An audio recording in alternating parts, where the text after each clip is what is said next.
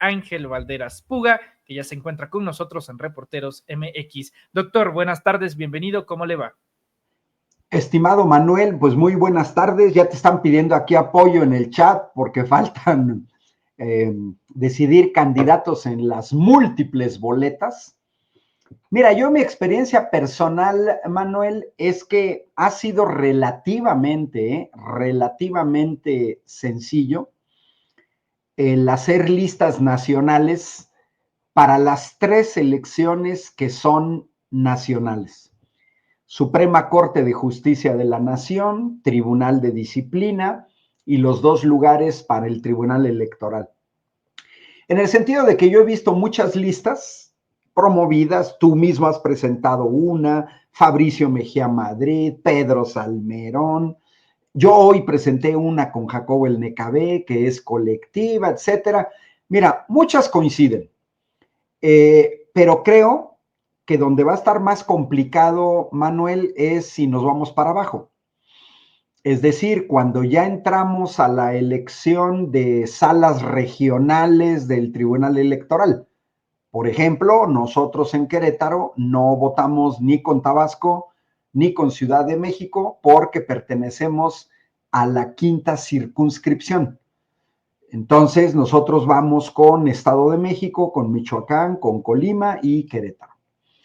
Y luego vienen, pues, magistrados de circuito, jueces federales, los que son locales en 19 estados. Pero mira, yo creo, Manuel, que a pesar de la complejidad del proceso, va a salir adelante de una u otra forma. Con errores. Yo acabo de regresar de Baja California, estuve en Ensenada, en Tijuana, coincidí con el doctor Isaac de Paz, porque estuve en un foro en donde se presentaron como 14 candidatas y candidatos a distintos cargos federales, pero también estatales, porque Baja California es una de las que vota a nivel estatal. Dice Estefanía Cepeda que pase el acordeón de Titos. Mira, va a salir adelante el proceso. ¿Con fallas? Claro que sí. Es un proceso novedoso. Mira, Manuel, Estados Unidos tiene décadas, ojo, décadas eligiendo jueces. Ya la gente en los Estados Unidos está acostumbrada a que en las elecciones de diputados, senadores, presidentes, alcaldes, también votan por jueces. Eso va a pasar en México. Y yo te aseguro que la oposición quiere magnificar obstáculos, problemas de este primer proceso, pero se les olvida que es el primer proceso que se va a mejorar en 2027. Por ejemplo, los 13 estados donde no vamos a votar por jueces locales en este año, vamos a votar en 2027. Luego viene 2030, luego 2033, etcétera, ¿no? Entonces, yo creo que sí va a salir bien. ¿Qué preocupa? Pues lo que preocupa, y relativamente, es que se llame a boicotear un proceso histórico que solo puede tener resultados positivos. ¿Por qué? Porque tenemos un actual poder judicial faccioso, una Suprema Corte facciosa, un Consejo de la Judicatura presidido por Norma Piña, inútil, una bola de jueces que liberan a delincuentes, que aceptan sobornos, que venden sentencias, que protegen a delincuentes de todo tipo, crimen organizado, gente que le quita los niños a la exmujer, acosadores sexuales de todo tipo. Entonces, yo creo que va a salir adelante. Ahora, dicho esto, ¿qué pasa con pues una especie de boicot? Pues muestra, mira, ya sabemos quiénes desde hace más de un año, desde que Andrés Manuel López Obrador envía la iniciativa de reforma judicial, estamos hablando de hace más de un año, ya sabemos inmediatamente quiénes se oponían a esta reforma. Partidos políticos, el PRI, el PAN y MC. Y todos la oposición integrada en medios chayoteros, organismos corporativos, Televisión Azteca, los que no quieren pagar impuestos, los que pusieron a muchos de los jueces que actualmente están en el Poder Judicial y que hoy van a perder esa prerrogativa.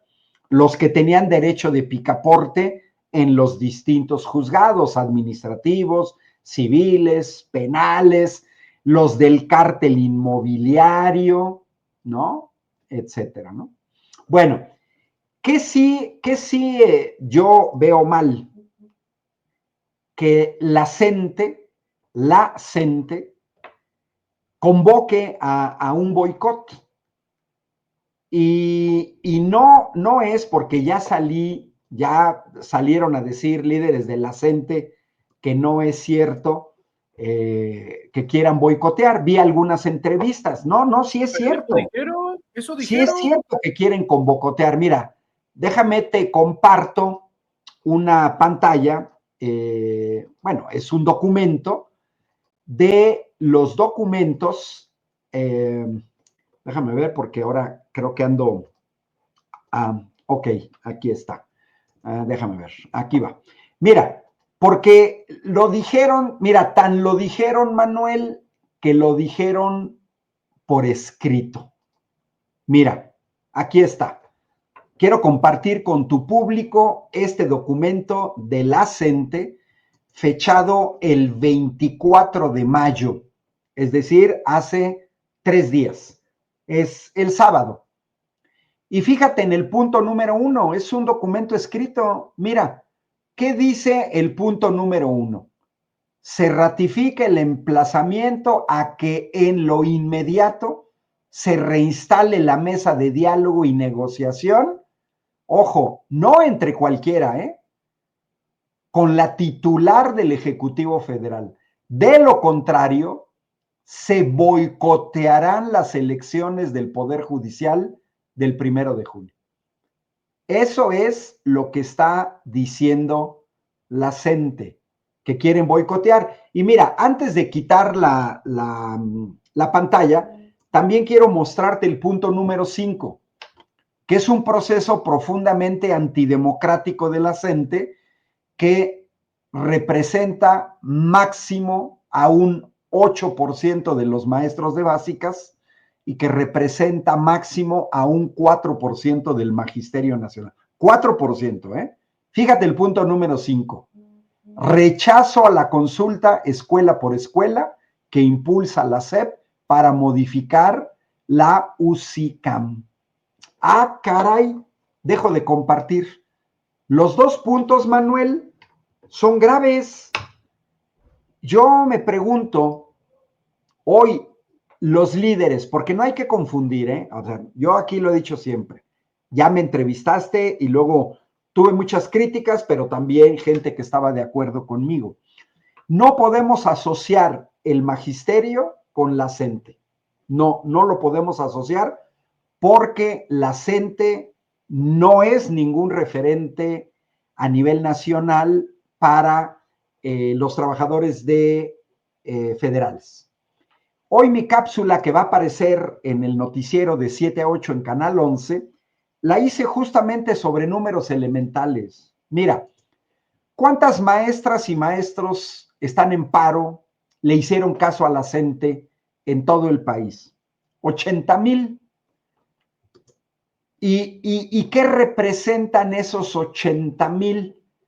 Pues tan solo, mira, maestras y maestros de nivel básico, de inicial a secundaria, son 1,200,000. 1,200,000. De ese 1,200,000, solamente 8% están en paro.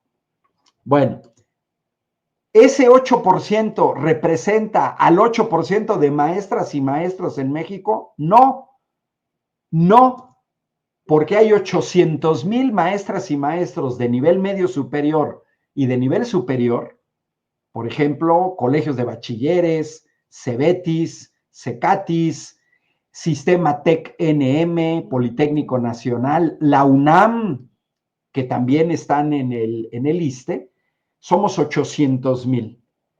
Entonces, ¿cuánto representan de maestras y maestros de la educación pública? Un 4%, nada más, un 4%. Pero están diciendo que la ley del ISSSTE de 2007, eso aplica a todos los empleados federales. Bueno, ¿cuántos trabajadores y trabajadoras están activas en el ISSSTE? Hay 1,000,000, Manuel, público del noticiero en redes, de Reporteros MX, de Sin Máscaras. Ya me confundo, ando aquí, luego acá y acá. Somos 3 millones, Manuel. De esos 3 millones, los que están en huelga representan apenas el 2.5%. Entonces, yo me pregunto, y creo que mucha gente nos estamos preguntando, ¿con qué derecho un grupo minoritario de docentes de educación básica concentrados en Oaxaca? Porque cuando uno ve los números, resulta ser que de los 80,000, 53,000 corresponden a Oaxaca.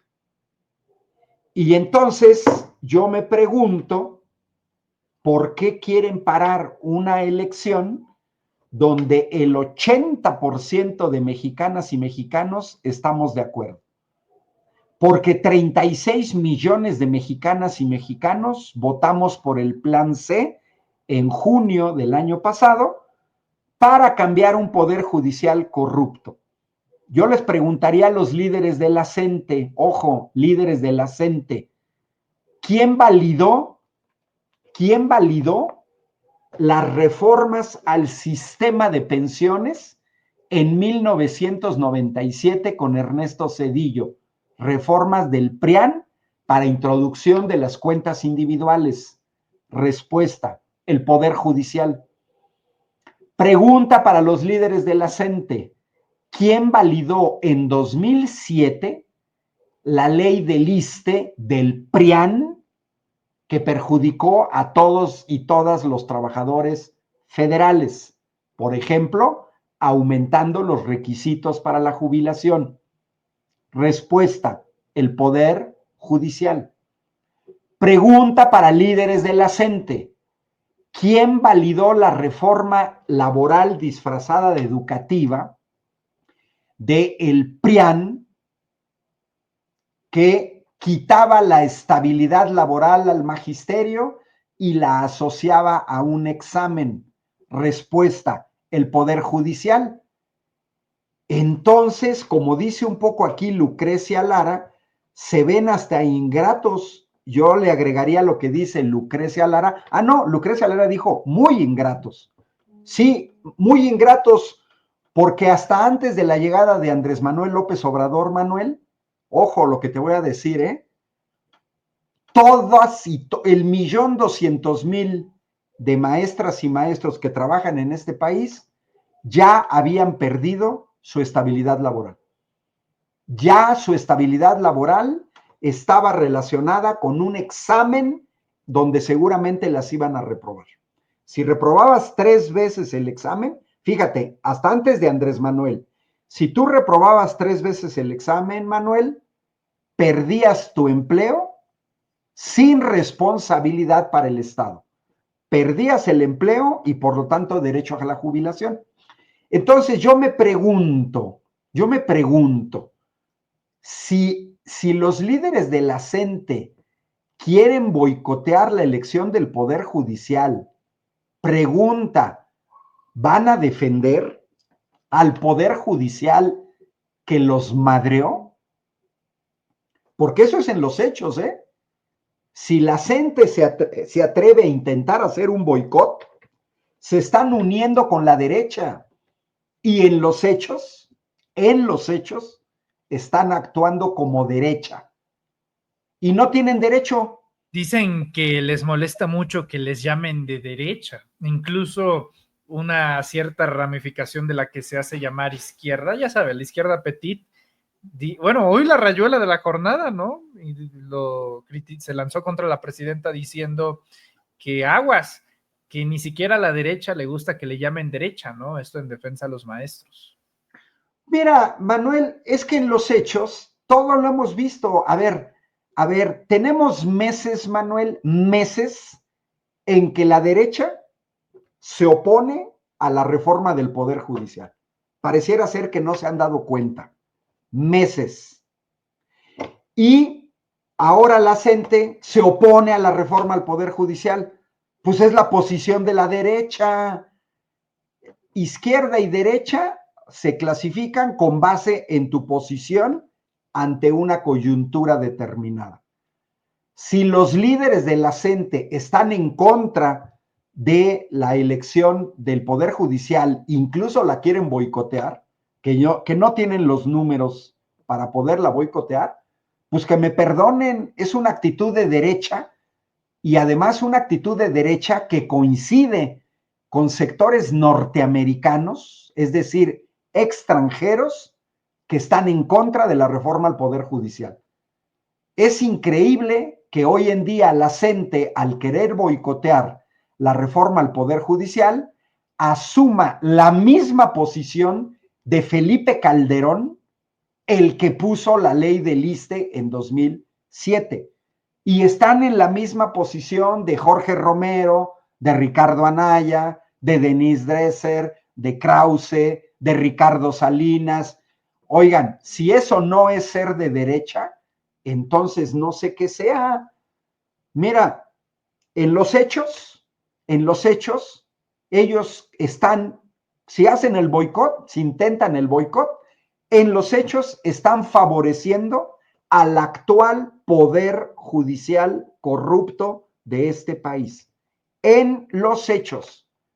Puedes decir otras cosas, pero en los hechos lo estás haciendo. Y te va una cuestión sensata, Manuel. Maestras y maestros de la CENTE, sus liderazgos, tardaron 18 años en darse cuenta que las cuentas individuales no eran una cosa buena. 18 años. Pregunta, ¿por qué no hicieron paro nacional contra el que les puso la reforma, que fue Felipe Calderón? Yo no vi ningún paro nacional de la CENTE en todo el sexenio de Felipe Calderón. Tampoco vi un paro nacional por la reforma de la ley del ISSSTE en todo el sexenio de Peña Nieto y luego, peor tantito, contra la reforma al Poder Ejecutivo. No, nunca los vi.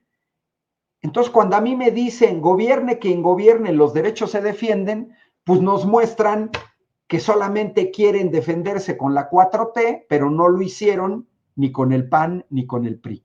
Estoy hablando de la ley del ISSSTE, ¿eh? Ojo, nada más de la ley del ISSSTE. Pero no tienen, Manuel, no tienen derecho a quitarte a ti tu derecho al voto, a quitarme a mí a mi derecho al voto. No, no tienen ningún derecho. Me hace mala persona si me genera la duda de cómo se puede mantener a casi 10,000, 15,000 personas en el Zócalo. Se acaba de cortar la señal con el doctor Ángel Valderas Puga. La pregunta que le quería hacer y que le comparto a ustedes ahora mismo es la de cómo se le hace para mantener por tantos días 10,000, 15,000 personas en un campamento en el Zócalo capitalino de la Ciudad de México. ¿Cómo se requiere esa organización? Ya tenemos de vuelta al doctor Valderas. Le reitero, doctor, la pregunta: ¿cómo se le hace para mantener 10,000, 15,000 personas bajo coordinación, con recursos, con logística, para el campamento que sostienen en el Zócalo? Porque también tendría que decir lo siguiente: sería muy raro que si no se llega a un acuerdo antes del domingo y deciden bloquear vialidades y no permitir el libre desarrollo del voto del domingo y después de la elección se retiraran del Zócalo, doctor. ¿Se imagina ese escenario? Que impidan el voto en algunos puntos estratégicos de la Ciudad de México y ya pasada la elección, bueno, ya nos vamos. ¿Y qué pasa con los intereses detrás, doctor? Porque esto también va muy concatenada a la campaña de Ricardo Salinas Pliego de no votar, de llamar a la población a no votar. Mira, la CENTE, yo lo he dicho, lo que presentó el viernes Mario Delgado como secretario de Educación Pública, Manuel, es contundente. No existe ningún paro nacional. Hay un estado, Oaxaca, donde el paro fue acatado con el 95%. Y hay un segundo estado, Zacatecas, donde la mitad se fue a paro y la mitad no. Punto. Párale de contar. De ahí en fuera, incluso en estados donde antes la CENTE tenía fuerza, Chiapas, Guerrero, Michoacán, los números son marginales. Representan a una gran minoría. ¿Por qué están en la Ciudad de México? Por el fracaso rotundo de un paro nacional inexistente. Porque hay 24 estados de la República, 24, donde no ha parado ni una sola escuela. Es decir, en el 80% del territorio nacional no ha parado ni una sola escuela. Ni una sola. Y en los otros 6 estados es verdaderamente marginal. Porque cuando para el 4%, mira, tan solo, Manuel, con respecto a tu pregunta, Ciudad de México, de 4,400 escuelas con 1,000,000 de estudiantes, solamente hay 79 en paros. No llegan ni al 2%. Fíjate, me parece increíble, ¿eh? En este caso, boicot de líderes de la CENTE. En los hechos, líderes de la CENTE están defendiendo al Poder Judicial corrupto, que es el peor enemigo de maestras y maestros. Nótese la gran contradicción. Ahora, Manuel, si tú me dijeras, a ver, líderes de la CENTE, vamos a seguir luchando, 15 de mayo, Día del Maestro, pasando la reforma al Poder Judicial, vamos a continuar. Esos 10,000 maestros, 15,000 maestros, pues forman parte de los 80,000 que están en paro. No pueden parar. Oaxaca, podrían boicotear la elección en Oaxaca, pero se están metiendo en contra del 83% de la población que aprueba el trabajo de la doctora Claudia Sheinbaum. En una actitud más racional, Manuel, maestras y maestros deberían de estar involucrados en la votación del próximo domingo, porque es defensa propia de no tener un poder judicial que los vuelva a agredir. Yo como trabajador federal me amparé contra la ley del ISSSTE y nunca me pelaron, pero no yo en lo individual. Nos amparamos cientos de miles de maestros y nunca nos valieron los amparos. ¿Quién? El Poder Judicial. Entonces, que salgan a defender a Norma Piña, está cañón. Y si sucede eso, que no lo creo que suceda, pero se da, va a ser más que evidente que la idea era sumarse a la derecha para boicotear un proceso que el pueblo de México quiere. No hay más, y yo coincido con Mari Pérez, que dice que ella va a salir a votar, yo también. Y mira, dice, no se sabe quién los financia, aquí te escriben, no se sabe quién los financia. Mira, nosotros hicimos mucha huelga, yo fui dirigente sindical. Cuando hicimos huelgas, Manuel, no cobras, ¿eh? Yo aquí critiqué, aquí contigo, a trabajadoras y trabajadores del Poder Judicial que estaban en huelga cobrando. Oye, así me voy hasta 100 años de huelga, Manuel. Pues si no trabajo, no trabajo y me pagan, no, pues qué padre. Cuando uno se va a huelga, uno sabe que te van a dejar de pagar, que vas a tener que negociar a posteriori salarios caídos. Y es muy cómodo irse a huelga cuando te están pagando. Y yo creo que eso es lo que sucede en este caso. Pues como no te van a descontar salarios, ni faltas, ni nada, bueno, pues ahí está. Pero son los liderazgos, Manuel. Mira, no, es totalmente errado decir que se trata de un movimiento magisterial, paro magisterial, los maestros. No, no. Son algunos cuantos. Y principalmente es Oaxaca. Que nos quieran vender un paro nacional cuando en realidad es un paro estatal en un estado, en un solo estado donde la mayoría paró, somos 32 estados de la República, no tienen ninguna capacidad de parar nada. Ahora, que lo intenten es una posición totalmente antidemocrática, totalmente en contra del voto de 36 millones de mexicanos que votamos por el Plan C, para defender también a la gente de la CENTE, así de sencillo, ¿no?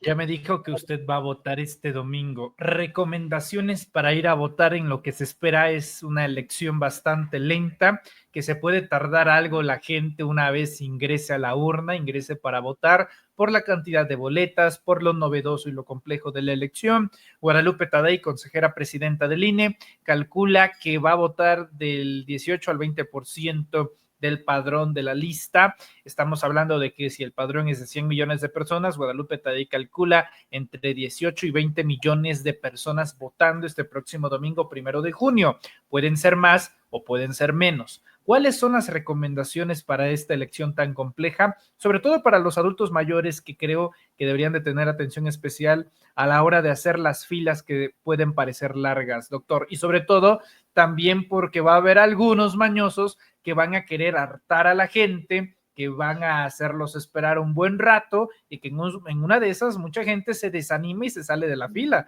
lo cual creo que sería un error, porque vale más 2-3 horas bajo el sol que otros 12 años de ministras y ministros que no representen a nadie. No, mira, nos estamos jugando cosas muy importantes, Manuel. Yo en todos los foros en los que he estado en casas ejidales, en universidades, con gente de colonias, ahora que estuve en Ensenada, cooperativas de pescadores, en Tijuana, en Ciudad de México, son innumerables los casos de gente víctima del Poder Judicial. Despojos de casas, despojos de bienes, despojos de hijos, pérdida de empresas, etcétera. Entonces, la elección es tan relevante, que tenemos que hacer el esfuerzo. Yo creo que se va a compensar, Manuel, porque mira, tenemos muchas boletas y son más o menos complicadas. Todos tenemos que llegar con una lista ya preconfeccionada, porque de otra manera se vuelve un proceso todavía más complejo. O sea, no vamos a llegar ahí a leer los nombres y escoger. Todos tenemos que ir ya con nuestra lista y simplemente poner los números. Eso va a agilizar el proceso de votación. Una recomendación es, vámonos a votar lo más temprano posible. Y me gusta lo que dice aquí Silvia Tolentino. CENTE, yo exijo mi derecho al voto. Así es. Hay que irse temprano, Manuel. Hay que irse protegidos. Estamos en junio. Hay que llevarse sombrilla, sombrero, agua para hidratarse y Un llevar a banquito. nuestros adultos mayores temprano. Mira, mi mamá falleció a principios del año pasado. Todavía alcanzó en su última votación, ella ya iba en silla de ruedas. Y en los centros de votación, justamente le daban prioridad en el voto a gente de la tercera edad, a gente que iba con muletas, a gente que iba con silla de ruedas. Eso ya es una praxis común en las votaciones en México. Entonces, pues hay que irse a votar temprano, hay que llevarse su propia lista, para llegar simplemente a vaciar los datos, como dices tú, no desesperarse. Mira, se va a compensar, y es natural, se va a compensar que el proceso de votación es más largo, se va a compensar con el natural número de votantes menor que en una votación estándar. En México está perfectamente documentado que los mayores índices de votación se tienen en votaciones presidenciales. Son las que más llaman la atención. Y en los estados, las votaciones para gobernadora o gobernador. Y también se tiene detectado que en las elecciones intermedias, federales, donde no se elige presidenta o presidente de la República, estatales, donde no se elige gobernador o gobernador, baja la votación. Aquí, siendo un proceso inédito, es previsible los números que señala la presidenta del INE, Guadalupe Tadei, 20 millones. Entonces, como va a haber menos gente votando en un proceso más lento, yo espero que eso nos haga un proceso más ágil.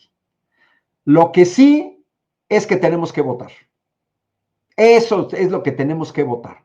Porque de otra manera, vamos a seguir teniendo un poder judicial que nos lastima en lo individual, a nuestras familias, a nuestras comunidades. Yo he conocido, por ejemplo, condominios, Manuel, en los que el dueño de los terrenos se agencia el espacio público, un jardín donde deben de jugar los niños para hacer una plaza comercial y avala el Poder Judicial. O como me contaba un pescador en Ensenada, tienen problemas con la pesca del atún porque hay machuchones que quieren llevar barcos con grandes redes. ¿Quién avala? El Poder Judicial. O ponemos una ley de la industria eléctrica que nos garantice que no nos aumenten las tarifas de manera indiscriminada, la para el Poder Judicial. Entonces, eso es lo que tenemos que meter en la balanza. Y yo no creo que la gente tenga capacidad de boicotear un proceso. Sí lo que dices tú, una movilización que intente el transporte público, que iría a golpear a muchas personas, ¿no? Afortunadamente la gente se puede poner en metro. Afortunadamente, Manuel, todas y todos votamos cerca de nuestras casas, porque ya todos tenemos ubicadas nuestras casillas. Yo, por ejemplo, voy a votar donde voté el año pasado, y no nada más yo, todo mundo. Eso de alguna manera facilita. Yo esperaría que los liderazgos de la gente mantengan la cordura, porque mira, Manuel, no, que nos reciba la presidenta en persona. El 8 de mayo dejaron plantada a la presidenta, no fueron. Y hacen movilizaciones para pedir el diálogo, pero cuando tienen la cita con la presidenta, no van. Yo me preguntaría aquí si Eduardo Iván Acuña, si Ángel Valderas, si Guadalupe Cruz, etcétera, la presidenta nos puede recibir en cualquier momento.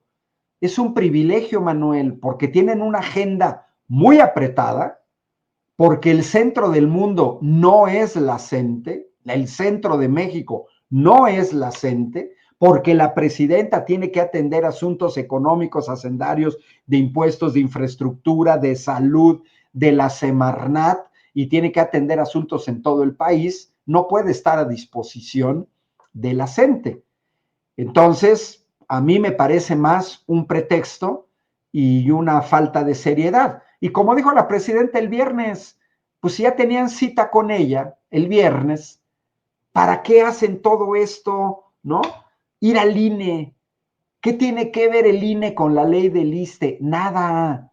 Fueron a cerrar accesos en oficinas del sistema tributario, pago de impuestos.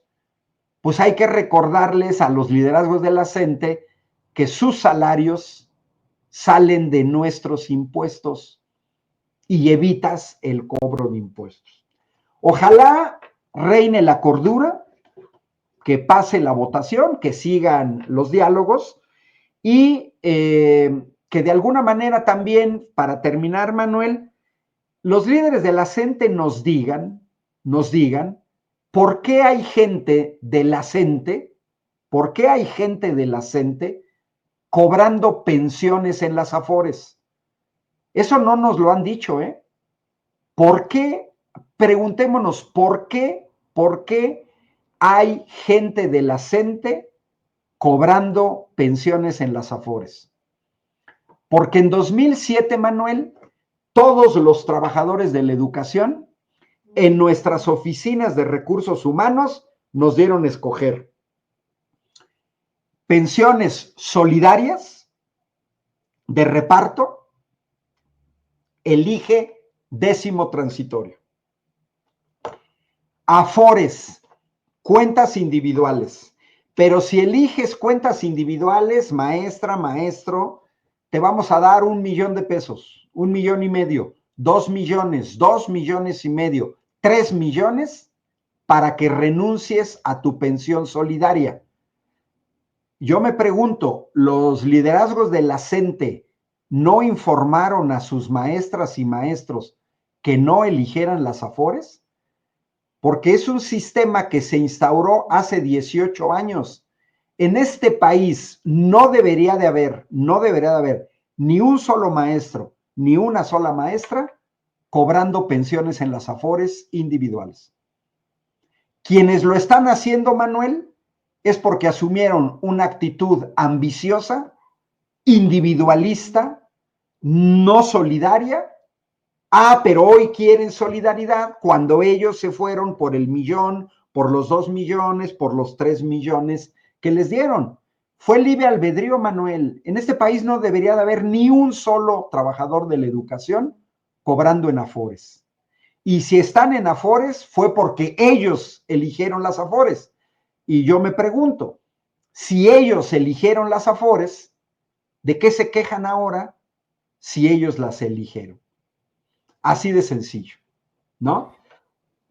Doctor Ángel Valderas Puga, le agradezco muchísimo su tiempo para Reporteros MX. ¿Algún mensaje final con el que quiera cerrar?